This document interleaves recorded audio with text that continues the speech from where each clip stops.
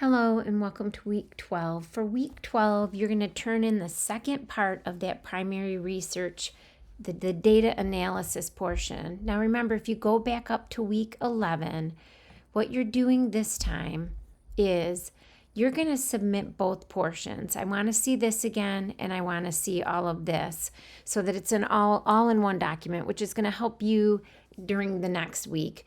But at any rate, you're going to add to the original the data analysis. This is where you give that raw data, the percentages, the results from each of the questions from your 10 questions. And then the results, which it sounds like you just did the results, but that's the raw data. 50% said this when asked. The respondents largely said yes when asked. Now the results, this is when you interpret it. What does it mean?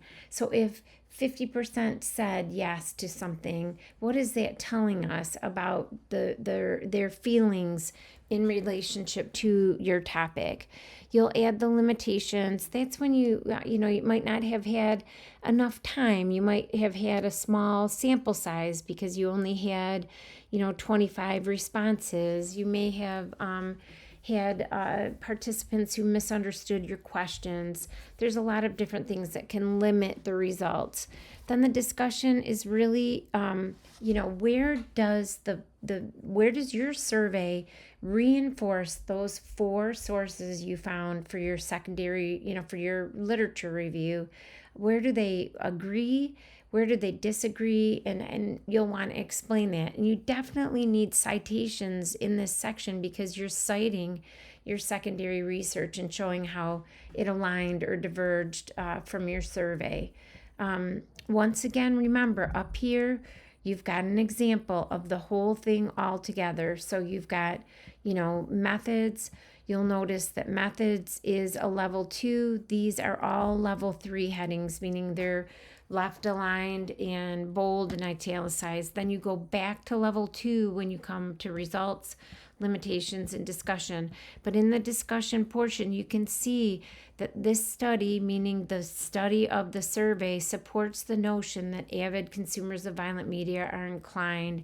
And then you've got your citations, you've got your authors who agree with your findings, and then you can see the appendix is added. That is the survey itself.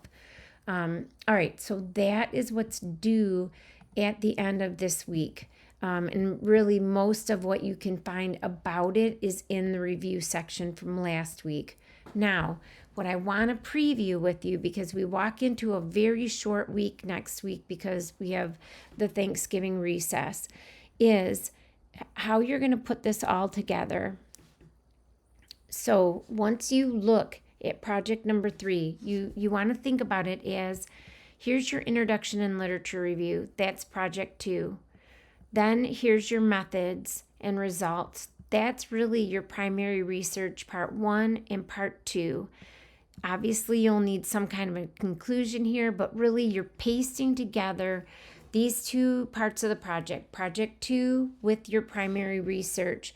And you're going to need to move your conclusion from project 2. You're going to need to probably flesh that out. You're going to want to think about where your counter argument goes. But ultimately, that's been the plan overall, to put everything together. The other thing you're going to do once you put it together is you're going to do what we call a reverse outline.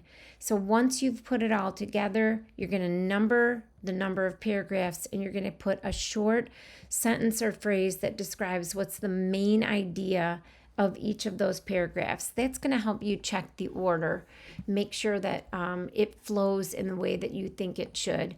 These things are due next week, but again, I want you to have this on your, kind of on the forefront of your mind. So again, you've got project number 2, your literature review with a conclusion. You've got your primary research, both parts. Project number 3, you'll take that project number 2, you'll paste your primary research right into that document, rename it as project number 3. And then you're going to need to move that conclusion because it's right here and it'll need to be at the end of your paper. And you're going to want to think about what about the conclusion needs to be more comprehensive. You'll also want to think about where that counter argument needs to go.